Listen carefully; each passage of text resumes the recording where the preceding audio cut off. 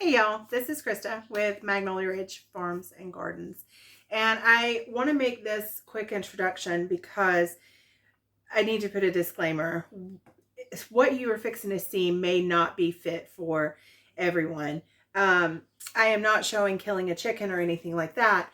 However, I am going to show you how to part up a chicken. So it does involve a whole chicken carcass. Already processed, already cleaned. It's just the meat, exactly what you can buy in the grocery store. So nothing too alarming, but I didn't want to just jump right into it and you flip on your screen and bam, there's a dead chicken carcass in front of your face. So I actually filmed this footage last year for a friend of mine who was getting into processing chickens for the first time, and I showed her how to part the chicken up like I do, because, and I'm seeing this quite a bit on some of the like Facebook posts and stuff. Several people are getting into processing their own chickens and their own meat, which I think is fantastic. I am a full supporter in trying to be as self-sufficient and reliant as you can be, especially in the current economic times with supply issues, uncertainties. There's a lot going on in the world right now. So I feel like any bit that you can do, whether it be a small kitchen garden, a large garden, processing a few chickens for yourself, anything that you can do that makes you feel more secure in these unstable times is fantastic. So I am a full supporter, and if you need information that I am not posting on my channel, please reach out and ask. I am will absolutely give anyone information, and if I don't know it or I don't have it in an easy way to give it to you, then I will find someone who does have the information out there for you. So a lot of people get into processing their own chickens and they do it in whole roasters. And that is the quickest and easiest way to do it, especially if you're new at it, because you are just trying to get everything right as far as getting them defeathered and getting the insides out and getting them packaged into a freezer in a timely manner, especially if you're trying to do several at one time. So I get it. I still do it. I still do roasters, which I personally like roasters because then I can crock pot it, roast it, do whatever I want, take the meat, have enough to make 2 or 3 meals, or can the meat, and then cook the bones and make more broth. So I like working with roasters. However, not everyone works with roasters. And if you are used to going to the grocery store and getting a boneless, skinless pack of chicken breasts, and that's how you cook with them, using a freezer full of roasters may be intimidating, and you may push off doing it because you have to cook a whole bird at one time. So I will part a lot of my birds up. So what I did is I filmed parting a bird up into wings, boneless, skinless breasts, and leg quarters. You can even further break it down into legs and thighs. However, we just use leg quarters around here. I very rarely use just the wings or thighs because I don't fry chicken legs very often. So I tend to just use the leg quarters. So the basic principle applies, though. If you want to break it further down, you can. You can also pull the tender, which is the small underside of the breast, out and separate that. I do that as well sometimes, but I did not show it when I was filming this for her. I showed where it was, but I didn't show slicing it off, which, I mean, it's self-explanatory to just slice that part off once you pull it away and butterfly it. So I am going to show you this clip, and I will actually talk through it. I had sent it to her and was explaining it to her over the phone. So I will voice over what I'm doing, because in the video I actually point to things, but I wasn't speaking in the video. And at the end, I actually have a clip of the green mussel disease, because we did have a bird come up with that, and I will explain all of that. So it'll give you some information if you are new to processing chickens, or just getting started in it, or buying your chickens from someone local who is doing it, I hope this helps you to be able to use the bird and store the bird, because it is actually easier to store when they are broken down. They don't take up as much room in the freezer as they do as a whole bird. So I hope this helps and encourages people who are getting into this or have been doing it not very long and just processing a whole bird and putting in the freezer, that it is very simple to do. So let's get started. Okay, so the first cut that I like to do is along the breastbone. A lot of professional chefs will cut the legs off first and then pull the rib cage out, but I'm just going for some simple cuts. So I go for the breastbone first. And then I'm pointing to the tendon that is naturally underneath the breast. So if you will take your knife and follow that up and around to detach it from the bones, and then go back to the breastbone and just run your knife right along the inside edge of that breastbone, slowly peeling away the meat. And you want to make long, slow, even cuts. You don't want to saw this meat. So you just want to run your knife evenly and keep it right along that bone, so that you're detaching the meat from the bone in long, smooth strokes.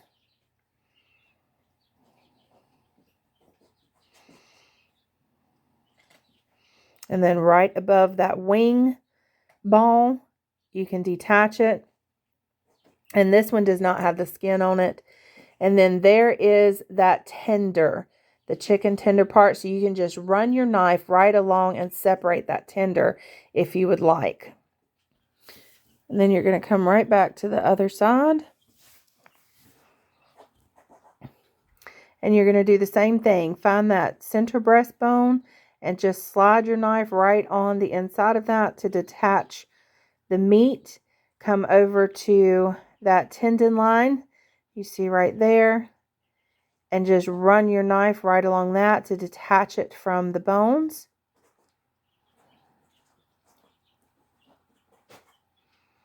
And I actually don't remember why we had skinned this chicken. It looks like it may have been in the pot a little too long, because the meat is a little on the white side. So we had our water get a little too hot on one towards the end of one batch. So that must be what happened. And then when it went in the plucker, it tore the skin up. So we just skinned it. But there you can see the inside from a different angle, pulling the breast apart. And then here's that tender on the inside. You can see you can just detach it right along that tendon line as well.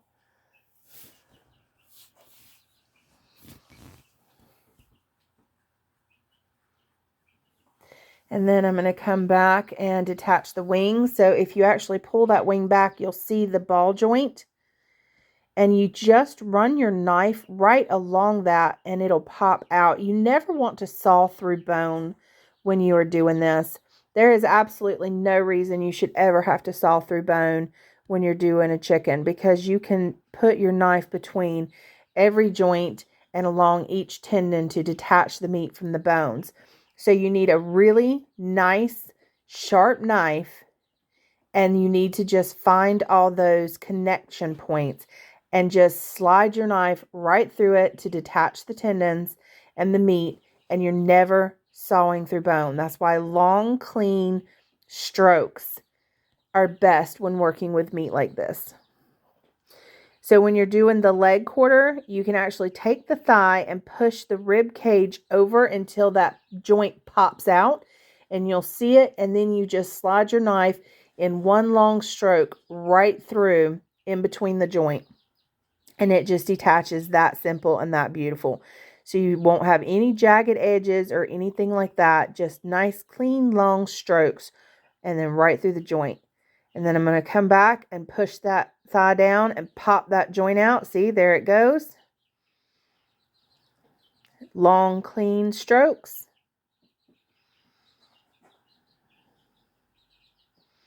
And that is off. Now there is a little chunk of meat, and I believe it's called the oyster, and it's right where the back of the thigh attaches by that ball joint. I don't typically worry too hard about that because I'm going to take this carcass and put it in straight into a pot, and I'm going to make, see, there I go. And I'm going to make broth out of it. And a partial way through the cooking of the broth, once the meat has been cooked, I will go in and debone all that meat and get that oyster and all those little bits and pieces that cling to the spine and the back and pull them off and use those for things like pot pies or soups or stews. So I get all of that meat before the end of my processing by doing that, and then put the bones back in to the pot to cook for several hours. And then I make can-up bone broth, and then I dehydrate the bones to make bone meal. So I'm not worried about getting every little last piece of meat like a professional chef is deboning this chicken. I am just going for nice cuts that I know I'm going to use. And then I have other processes that I do that utilize pretty much everything on the bird except for the intestines and the head. So here I am doing another one, and I just go through it real quick, just so now that you've got the idea down, you see it done really quickly. And this one has the skin on. And so sometimes you have to make a couple extra little slices because the skin can be thick. And so it kind of holds on a little bit easier. But again, I'm right back to, and the skin on that one looks good. So it looks like I actually didn't peel it off. There's the tender. So now you have a boneless chicken breast with skin on. And I do keep skin on sometimes if the skin looks really good.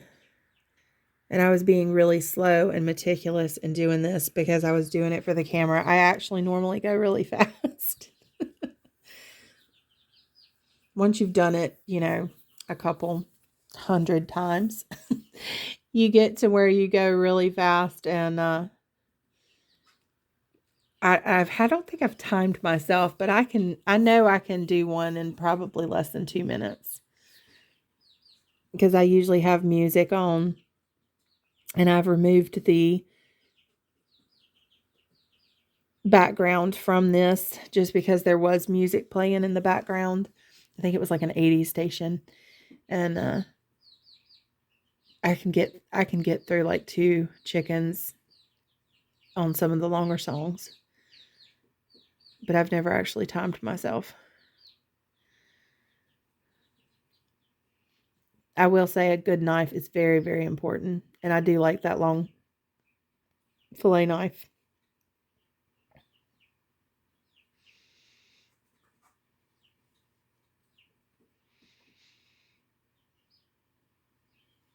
Sometimes when it's when I've just sharpened it, it slides through like butter. So I do even less strokes. Popping that ball joint out is really important because it lets you see exactly where those tendon lines are, and you can just cut right down it. You can see that little pocket of meat right there that I just didn't cut off. You can dig it out. It actually comes out. I think that's why they call it the oyster, because it comes out of like this little rounded hole that and looks like an oyster when it comes out. And it does have quite a bit of meat on it. But like I said, you know, I always pick the bones clean once I put them in the crock pot or the big stock pot, and they've cooked for a couple hours. So I get that meat. I just don't keep it with the leg, even though it is technically part of that leg and thigh.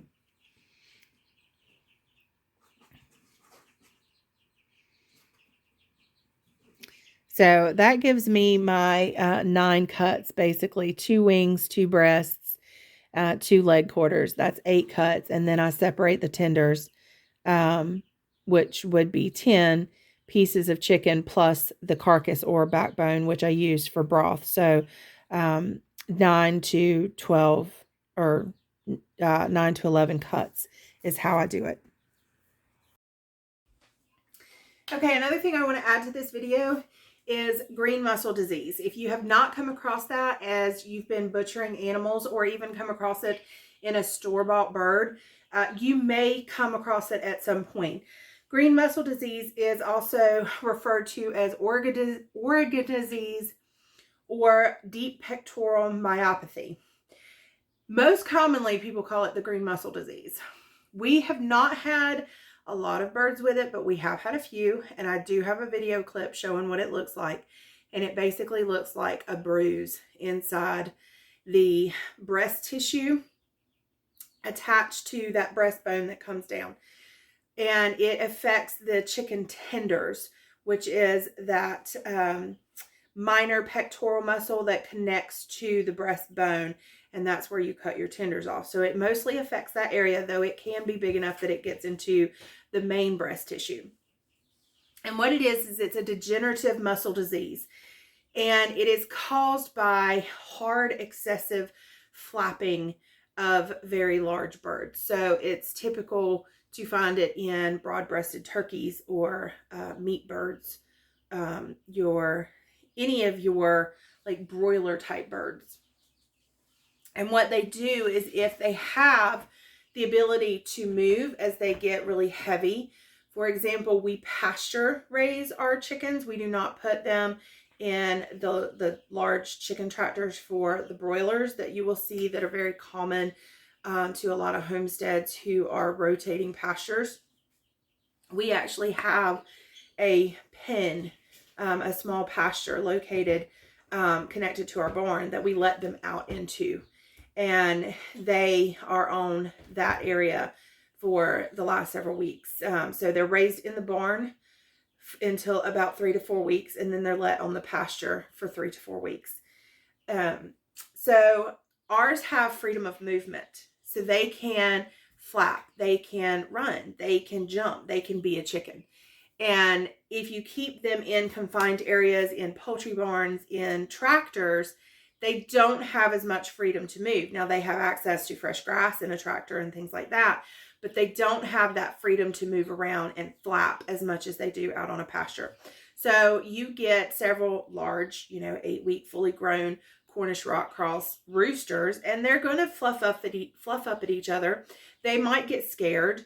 The one I'm showing in the clip is actually one that we had during a dog attack, and some neighbors' dogs came through and just scared them to death. And they went and tried to hide under the barn and hide anywhere they could and squeeze through fences to get away into the woods. And the excessive flapping, we had, I want to say 3 or 4 that actually had the green mussel disease when we went to process them a week or so later. And it happens in commercial birds. It happens in farm birds. It can happen to any of those heavy birds just because it is a product of the muscle fibers having a lack of oxygen. You get such a heavy bird that's not used to that movement, and then they move and the oxygen gets cut off from the cells, and the cells in the tissue start to die. They atrophy, and it causes bruising and discoloration along the bone, which goes into the muscle. And it's as simple as that. It is edible. You can eat it if it's cooked properly. But what I do is I just cut that part off and toss it. And most butchering places do the same. Commercial factories do the same.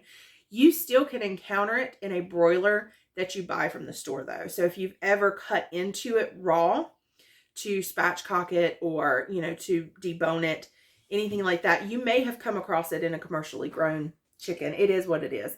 But it's nothing to be alarmed about if you come across that. Your chicken isn't sick. It is just had some excessive movement while it was heavier. And you can cut around it, or you can eat it if you cook it properly. But it's unattractive and unappetizing to me, so I just cut it off. So that is what I'm showing you here. So I just want to bring that up because you may run into it. And so don't be alarmed about it. That is what it is. And it is, if you are going to raise and process chickens, you are going to come across it eventually. I hope this video has been helpful. And again, if there are any questions that you have, please reach out to me. I am happy to answer anything that I can. And I hope to see you on the next one. Thanks, and have a great day, y'all.